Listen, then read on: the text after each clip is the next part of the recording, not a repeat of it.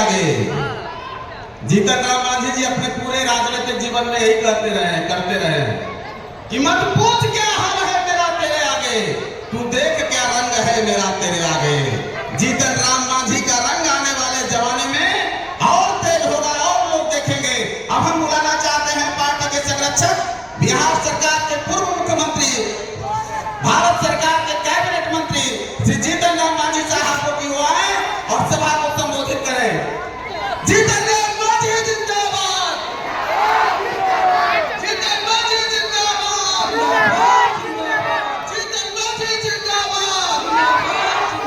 जीतन नहीं गांधी है, गांधी है। चलो बाहर चलो।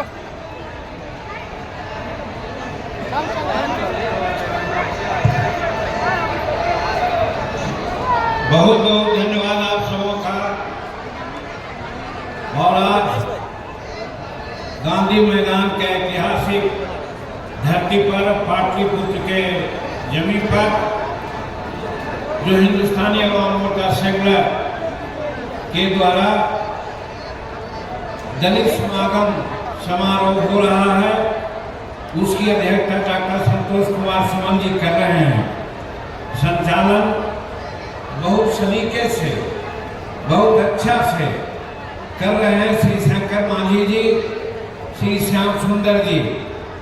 उपस्थित हुए आपके सामने माननीय मुख्यमंत्री बिहार सरकार, और आप कह सकते हैं कि ये जो समागम है हिंदुस्तानी अवाम मोर्चा सेकुलर के माध्यम से है। हो सकता है इसके चलते भी, क्योंकि एनडीए की बैठक नहीं है, वो आए आपको आशीर्वाद दे करके चले गए। अभी उपस्थित है हमारे सम्राट चौधरी जी, माननीय मुख्यमंत्री बिहार, जिनके बारे में सब लोग जानते हैं, और डॉक्टर अनिल कुमार जी जो माननीय विधायक हैं, ज्योति देवी जी, प्रफुल्ल मांझी जी, दीपा कुमारी जी और लौंगी भुइया। आप लोग जानते हैं इतिहास है बिहार का भुइया समाज एक से एक करतब करके दिखला रहा है। पर्वत पुरुष दशरथ मांझी जी 22 वर्षों से अधिक समय लगाकर पर्वत का सीना को चीरा, पर्वत पुरुष का नाम आया। हालांकि कि भारत रत्न की उपाधि के लिए हम लोग मांग कर रहे हैं, अभी तक नहीं मिला, मिलना चाहिए उनको। उसी क्रम में हमारे लौंगी भुइया जी हैं, जिनको कैनाल मैन हम लोग कहते हैं, 7-8 किलोमीटर कैनाल अपने फावड़ा से और ये से बकरी चलाने के क्रम में जाते जाते कई एक सरगम बना कर उन्होंने बना दिया है।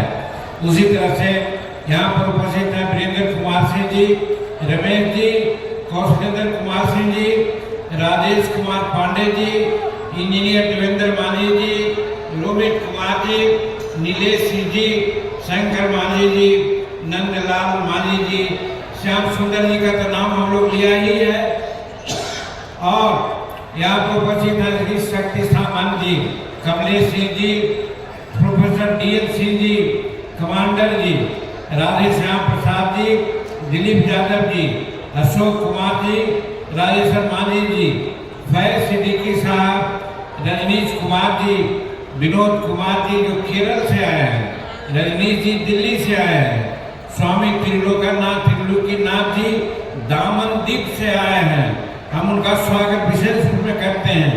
उसी प्रकार से रणधीर कुमार जी जो दादर नागर हवेली से आए हैं, और साधन तालुकदार जी और संदीप धर जी ये पश्चिम बंगाल से आए हैं, कमाल प्रवाद परवेज जी और अस्मिता शर्मा जी, सुनीता अशोक जी, पंपी शर्मा जी, सुनील चौबे जी, सुरेंद्र कुमार सुनील जी, प्रभात भूषण जी, श्रीवास्तव जी, रत्नेश पटेल जी, अविनाश कुमार जी, संजय वाल्मीकि जी, नीरज पटेल जी, रविंद्र शास्त्री जी, महात्मा जी, कमालुद्दीन खां साहब, टुट्टू खां साहब, शकील अहमद साहब, संजय आलम जी, रामायण राजभर जी जो उत्तर प्रदेश से आए हैं, संतोष सागर जी, आयुष कुमार जी, आकाश कुमार जी, भीम सिंह जी, डॉक्टर शशि शिवदयाल मांझी जी, सुमन जी और रूबी देवी जी श्रीमती पार्वती देवी जी, श्रीमती पूर्मा देवी जी, पूनम जी और यहाँ पर उपस्थित सभी सम्मानित साथियों और मीडिया के भाइयों बहनों और यहाँ पर उपस्थित घंटों से हम लोग की बात सुनने के लिए आए हुए नौजवान साथियों, बच्चों, महिलाओं और अल्पसमागत सज्जन, एक बात हम अभी कहना चाहते हैं। आप लोग बिहार के कोने कोने से अपना समय बर्बाद करके हम लोग के सुनने के लिए आए हैं। थोड़ा धैर्य आप लोग रखते, ये थोड़ा अच्छा नहीं लग रहा है। बाहर के लोग आएंगे, हमारी एकता के लिए हम आए हैं, हम एकता प्रदर्शित करने के लिए आए हैं। अगर आप जा रहे हैं तो हम समझते हैं कि लोग के दिल में ही आएगा कि लोग भाड़े पर आए हैं और चले गए हैं। इसलिए हम आह्वान करते हैं कि आप समागम में आए हैं, दलित समागम में आए हैं, तो सबों की बात सुन करके जाइए और सुनिए ही नहीं, उसको अमल कीजिए ताकि आगे आने वाला राजनीति में आपको फायदा हो। आज दलितों की समस्या अनेक है, सब कोई जानते हैं।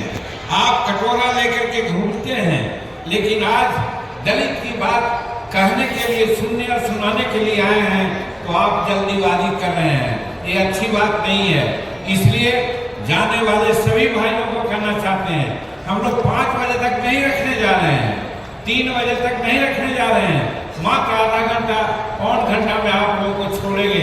इसलिए जो जहां हैं, काफी संख्या में आए हैं, कहने की कोई जरूरत नहीं है, लेकिन एक साथ आप नहीं दिख रहे हैं, ये हमारे समागम में थोड़ा सा खलल लगता है, ऐसा हमको लगता है। इसलिए अभी भी अनुरोध है कि जो जहां हैं आप लोग आइए और हम लोगों की बात, और सबसे बड़ी बात है अभी हम प्रस्ताव पास करने वाले हैं। क्या प्रस्ताव पास करने वाले हैं? आप गांव घर में जाइएगा तो लोगों को सुनाइए और उसके आधार पर राजनीतिक निर्णय लेने की जरूरत है। बाबा अम्बेडकर ने कहा था कि राजनीति एक चाबी है और विकास एक ताला है। यदि चाबी आप हाथ में नहीं लीजिएगा तो ताला नहीं खुलेगा।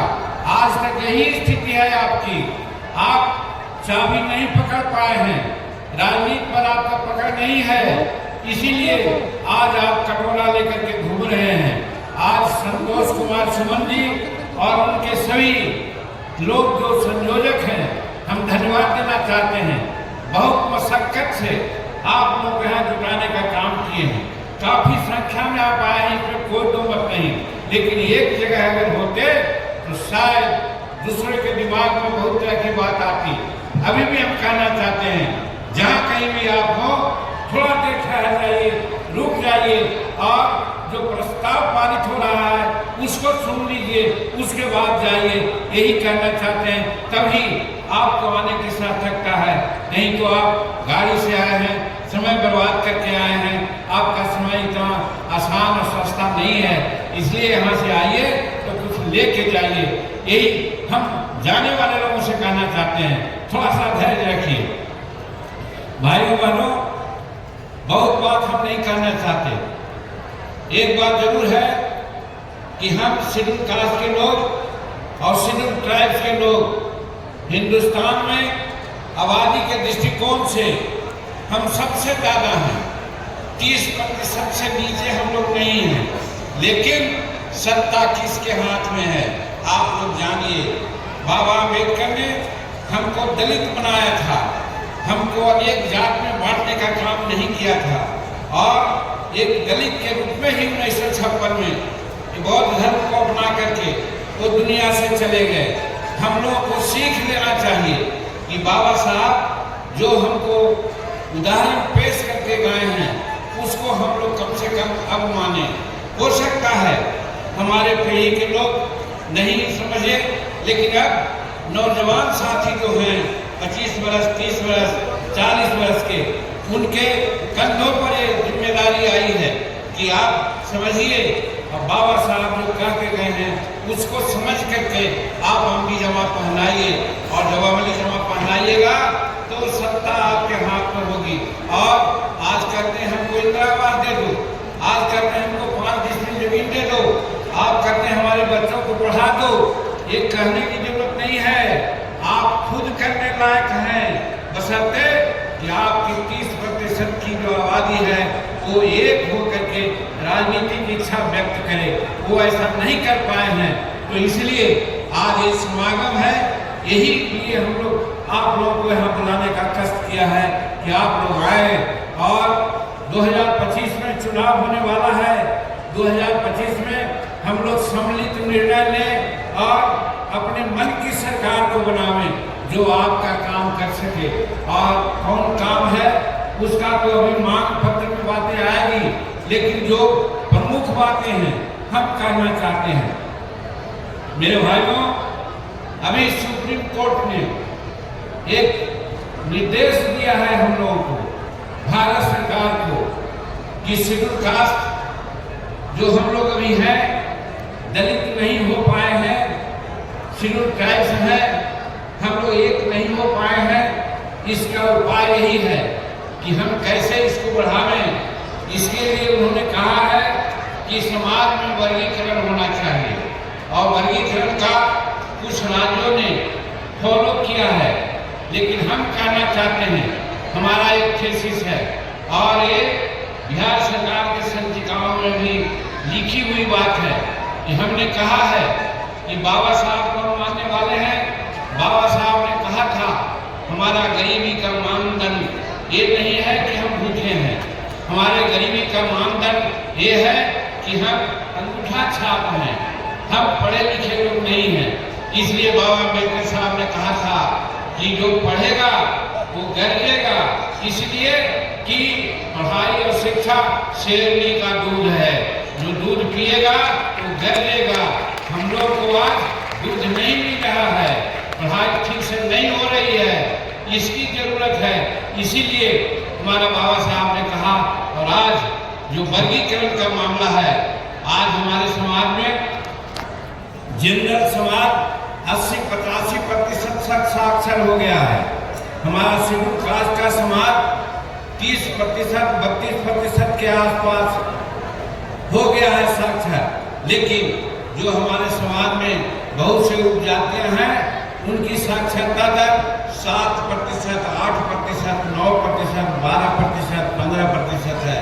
वो अभी उन्नति के आधुनिक युग के दृष्टि को देखने में बहुत पीछे हैं। इसलिए हमारी मानना है, और ये हम समझते हैं सुप्रीम कोर्ट का निर्देश भी है, कि हमारे शेड्यूल कास्ट में, दलित में वर्गीकरण होना चाहिए शैक्षणिक आधार पर।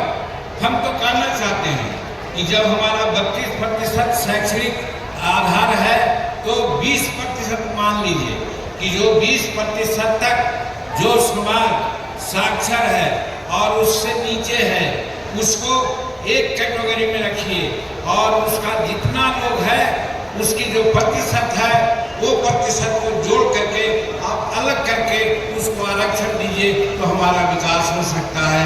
ये सुप्रीम कोर्ट का निर्देश है, और इसीलिए हम कहना चाहते हैं कि हमारा वर्गीकरण होना चाहिए। आप जानते हैं हम सेंट्रल मिनिस्टर हैं, सेंट्रल कैबिनेट में ये बात आई थी, हमने प्रधानमंत्री के सामने भी ये बात की चर्चा की थी कि हमारे बहुत लोग ऐसे हैं जो कम हैं, बहुत लोग ऐसे हैं जो पढ़े लिखे नहीं हैं। आखिर 78 साल आज़ादी को हो गए, तो कब ये आगे बढ़ेंगे। इसलिए महोदय, वर्गीकरण तो कीजिए ही, और वर्गीकरण का आधार आप शैक्षणिक आधार बनाइए, जो 20% या उससे नीचे जिसकी साक्षरता दर है, जिस समाज का है, सबको एक कैटेगरी में रख करके उसकी जनसंख्या के आलोक में आप आरक्षण दीजिए, हम आगे बढ़ जाएंगे। और 20% से ऊपर जिनकी साक्षरता दर है, उनकी जनसंख्या के आलोक में उनको आप आरक्षण दे दीजिए, वो भी आगे बढ़ेंगे। हम दोनों की हिमायती हैं। तो आज हम लोग यही संकल्प लेने के लिए आए हैं कि समाज में, हमारे शेड्यूल कास्ट में वर्गीकरण होना चाहिए। आज के मीटिंग और समागम का यही उद्देश्य है। दूसरी बात हम कहना चाहते हैं मेरे भाइयों, कि हम मुख्यमंत्री के काल में बहुत से ऐसा निर्णय लिए थे जिसको पूरा किया जाना है। सम्राट चौधरी जी हमारे उदितमान उप मुख्यमंत्री यहाँ पर हैं। हम समझते हैं इनका एक काम था, हमारे मंत्रिमंडल में थे। आज भले लोग ढोल पीट गए, लेकिन आज बिहार में मेट्रो का कंसेप्ट सम्राट चौधरी का था। इन्हीं को आदेश हमने दिया था दिल्ली जाकर के, इन्होंने ही कंसेप्ट बनाया था और आज बिहार में मेट्रो बन रहा है। तो ऐसे प्रगतिशील आदमी हैं। हम कहना चाहते हैं कि आज सरकार जो काम हम लोग के लिए कर रही है उसमें तब्दीली देने की जरूरत है। आज हमारी बच्चियां हैं, नारी को कहा जाता है कि वो सबसे पिछड़ा है। हम कहना चाहते हैं हम अपने समय काल में नारियों को, बच्चियों को, चाहे जिस समाज का रहे, बच्चा क्लास से पोस्ट ग्रेजुएट तक के पढ़ाई हमने फ्री कर दिया था। लेकिन आज जो डेफिसिट ग्रांट होता है वो डेफिसिट ग्रांट नहीं मिलता है। सम्राट चौधरी जी और संतोष कुमार जी आप लोग मंत्रिमंडल में हैं। अब माननीय मुख्यमंत्री जी सही दिल के आदमी हैं, उनको अगर ठीक से आप समझा दीजिएगा तो जितनी बच्चियां आज रोती हैं गरीब की, 4 साल पढ़ाई होती है, परीक्षा के समय में वो पैसा नहीं दे पाती, उनका सर्टिफिकेट जमा होता है और वो घर पर जाकर बैठ जाती हैं। वैसे बच्चियों के लिए आप ये डेफिसिट ग्रांट दिलवाइए। और हम तो यहाँ कहना चाहते हैं साधारण शिक्षा अलग है, प्रोफेशनल शिक्षा में भी बच्चियों को आप फ्री पढ़ाई करवाने का निर्णय दिलवाइए। हम समझते हैं ये बच्चों के लिए बड़ी बात हो जाएगी। हम कहना चाहते हैं ये बात आज के इस ये में आना चाहिए। दूसरी बात मेरे भाइयों, बड़ी चर्चा है, सब लोग कहता है शेड्यूल कास्ट के लोग बड़ी आगे बढ़ गया है। हम कहना चाहते हैं क्लास 4 की बात छोड़ दीजिए, क्लास 3 की भी बात छोड़ दीजिए, क्लास 2 और क्लास 1 का बिहार सरकार सेंसस करा दे। सम्राट जी कहे कि क्लास 1 और क्लास 2 में शेड्यूल कास्ट के जो जातियां हैं उनका कितना प्रतिशत है, और अगर प्रतिशत है और नहीं है जिसका, उसको उसी तरह से रिजर्वेशन दे करके उसको भी आगे बढ़ाने का काम करे। तब हम समझते हैं हमारे नीचे वाले लोग को भी आगे बढ़ने की बात होगी। तो इसलिए इस पर भी ध्यान दिया जाना चाहिए। हम यहाँ हमारे जब हम 18 जाति की बात करते हैं तो केंद्र में सफाई कर्मचारी आयोग है, अन्य राज्यों में भी है, लेकिन बिहार में क्यों नहीं है सफाई कर्मचारी आयोग? हम मुख्यमंत्री थे, मसौदा हम लाने का काम किया था, वो मसौदा कहाँ रखा गया? हम कहना चाहते हैं माननीय मुख्यमंत्री जी सुन रहे होंगे, नहीं तो उनको सुनाएगा लोग कि राज्य में अन्य राज्यों की भांति, केंद्र सरकार के भांति सफाई कर्मचारी आयोग का गठन किया जाए। ये आज इस समागम की मांग है, ये हम कहना चाहते हैं। ये सब अभी प्रस्ताव में आएगा। तो इसी तरह से हम इस समागम के माध्यम से कहना चाहते हैं मेरे भाइयों कि आज राजनीति में एक होने की जरूरत है। अगर एक नहीं होइएगा तो ये 78 वर्ष में, जैसा पहले मैंने कहा कि हम लोग कटोरा लेकर के घूम रहे हैं, आगे भी घूमते रहिएगा। इसलिए 2025 के चुनाव में एक होकर के निर्णय लेने की जरूरत है। एक कौन पार्टी ज्यादा नेतृत्व दे सकता है, कौन लोग आगे बढ़ा हुआ है, जिसको सहयोग देने से दूसरे लोगों को हम समानांतर जा सकते हैं, अपना हक ले सकते हैं, वैसे लोगों के पक्ष में एक होकर के हमारा दलित समाज और शेड्यूल ट्राइब समाज एक होकर के मतदान करेगा। तो आगे आने वाले दिन में कोई भी प्रस्ताव हम बिहार सरकार से पास करा लेंगे। इसलिए इस समागम की आवश्यकता हुई है, इसलिए हम लोग यहाँ पर आए हैं। इसलिए यहाँ से आप जाइए, एक उद्देश्य लेकर के जाइए कि हम कैसे एक होकर के अपना काम करें। ये सारी बात है। इसके अलावा बहुत सारी बातें हैं मेरे भाइयों। हम समझते हैं कि जैसे हमारे भूमिहीन लोग हैं, भूमिहीन में जब हम मुख्यमंत्री थे तो 5 डिसमिल जमीन देने का हमने कैबिनेट में पारित कराया है। आज भी जो है, दोनों मंत्री आप लोग यहाँ पर हैं, माननीय मुख्यमंत्री से भी कहना चाहते हैं कि बिहार में 5 डिसमिल जमीन बास्केट जमीन का पर्चा नहीं मिल रही है। 1-2 जगह मिल रही है, बाकी जगह 3 डिसमिल लोग बनाता है। क्यों? हम आज मांग करना चाहते हैं इस समागम के माध्यम से कि आप 5 डिसमिल जमीन हमारे शिवकार के लोगों को आप दीजिए, बाकी जमीन का पर्चा दीजिए।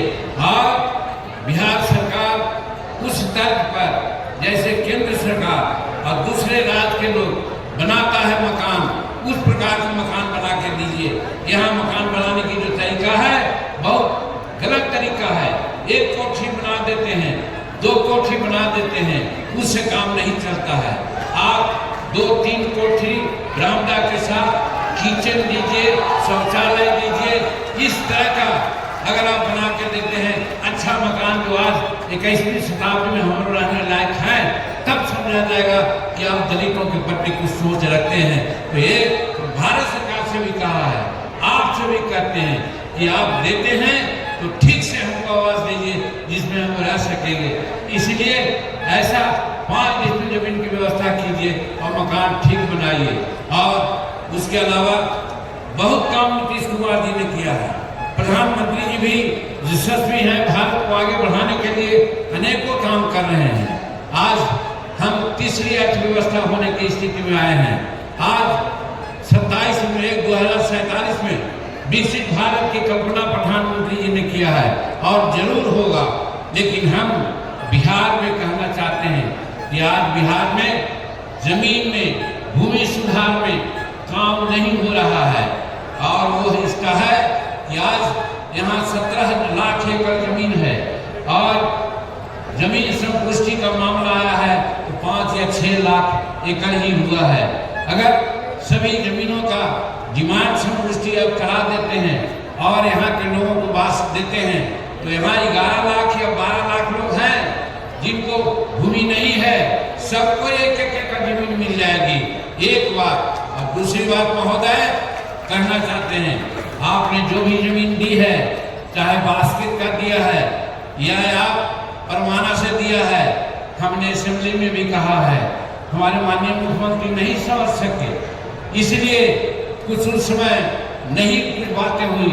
मैं कहना चाहता हूँ कि आज जितने जमीन भी आप परवाना में दिया है, पर्चा में दिया है, 80% जमीन बेकब्जा में है, दूसरा लोग कब्जा कर लिया है। उसको अभियान चला करके आप छुड़वाइए, अतिक्रमण से हटाइए लोगों को। एक काम आप कीजिए। ये हमारा समागम का ये है, हमारा गंदी बस्तियों में रहने वाले लोग हैं, उनका निवास की भी व्यवस्था किया जाए। इस तरह से अनेकों काम है जो आप कर सकते हैं। हम विशेष रूप में अपने समागम में आए हुए नौजवान साथियों को कहना चाहते हैं, हर संभव हर बात है। बाबा साहब ने कहा था, सुन लो मेरे अम्बेडकर भाई, अम्बेडकर जी को चाहने वाले, अम्बेडकर साहब ने कहा था, बंटो कोई चिंता नहीं, लेकिन अधिकार लेने के लिए एक हो जाओ। ये बाबा अम्बेडकर ने कहा था। आज उसकी जरूरत है, आज उसकी जरूरत है। आज बाबा साहब को तुम नहीं चाह रहे हो, भुला गए हो, इसके लिए आज 78 साल में भी कटोरा लेके घूम रहे हो। इसलिए बाबा अम्बेडकर साहब की वो बात कि आपस में बटे रहो, कोई बात नहीं, जुटने का प्रयास करो, लेकिन अधिकार यहाँ लेने का मामला हो वहाँ एक हो जाओ। जैसे आज दलित समागम के माध्यम से एक होने का प्रयास किया है, इसको चालू रखो, सत्ता तुम्हारे हाथ में आएगी, तुम जो चाहोगे करवा लोगे। यही आज का संदेश है। ऐसे बहुत सारी बातें हैं, समय हो गया है, ज़्यादा रोकना नहीं चाहते हैं और प्रस्ताव भी आपके सामने आने वाला है। सिर्फ और सिर्फ एक ही बात कहते हैं कि बाबा साहब ने जो रास्ता दिखलाया है, संत रैदास जी ने कहा है कि जात पात पूछे नहीं कोई, हरि के भजन सो हरि के होई। हरि का भजन का मतलब जो काम करने वाला है, एक साथ भगवान को मानने वाला है, वही सब अच्छा होता है। इसलिए हम लोग एक होकर के काम करो। वर्क की ही पूजा है, वर्क की वर्शिप सबने कहा है, और काम ही पूजा है। उसको निश्चिंतता से काम करके आगे बढ़ोगे तो हम समझते हैं हमारा तुम्हारा विकास संभव है, ये नौजवान साथियों को आज हम संदेश देना चाहते हैं और इस समागम का यही संदेश लेकर के जाओ कि 2025 का चुनाव में, क्योंकि पहले तक तो तुम बटा रहा, हमको ये याद आती है एक बात कि 4 गज 24 गिरा अंगुल प्रमाण एते पर सुल्तान खड़ा है, मत चूको चौहान, और तबरबार चुका तो दुर्गति हुई देह की देश की, तबरबार चुकोगे तो दुर्गति होगी देह की। चंद मर्दाई का एक कथन कह करके कि मत बटो, बटने के साथ तुम्हारे साथ नाइंसाफी हुई है, और अगर एक हो करके चलोगे तो तुम्हारी सत्ता तुम्हारे हाथ में होगी। यही कह करके हम बहुत बहुत धन्यवाद देते हैं संतोष जी और लोक आयोजकों को, जो आज दलित समागम की बात की है, उनको हम धन्यवाद देना चाहते हैं और कहना चाहते हैं कि जो प्रस्ताव है उसको पढ़ करके सब लोगों से पारित करवाइए और बिहार सरकार और भारत सरकार को आप दीजिए। हम समझते हैं कि आपका काम होगा। इन्हीं चंद शब्दों के साथ बहुत बहुत धन्यवाद, बहुत बहुत शुभकामनाएं।